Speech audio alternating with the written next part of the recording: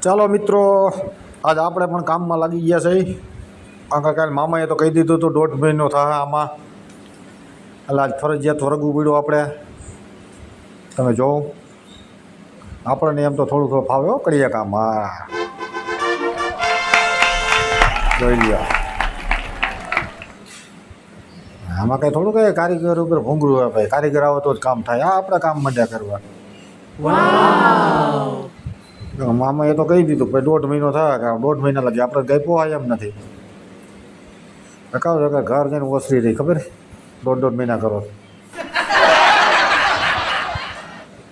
હાલો ભાઈ, માલનો ઢગલો હરકો કરાયેલું કાપી નાખું ફટાફટ.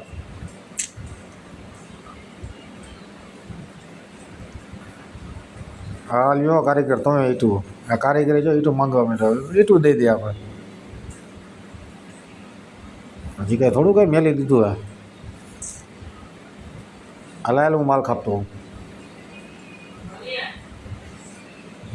જોઈ હવે આપણે માલ કાપવાનું કર્યું જ ચાલુ. જો બરાબર, 4 વર્ષથી કામ મેલી દીધું ભાઈ, બરાબર. પણ તો હજી જો પાવડો હાથમાં લઈ એવડો જ હાલો. હજી અત્યારે હેઠા નથી મેલ્યા, પાછા હાથમાં લઈને એટલે આમ જ હાલે ભાઈઓ. થોડું યાર કે કારીગરને મજૂર મળે તો જ આપણે કામ કરી, ન મળે તો આપણે લાગી જવાનું.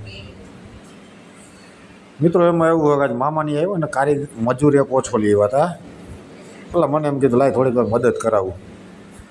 તમે જો આપણે જો કામ આવું આપણને ફાવે. જો આપણું કામ કેવું લાગે એ જરાક કોમેન્ટમાં કહીજો.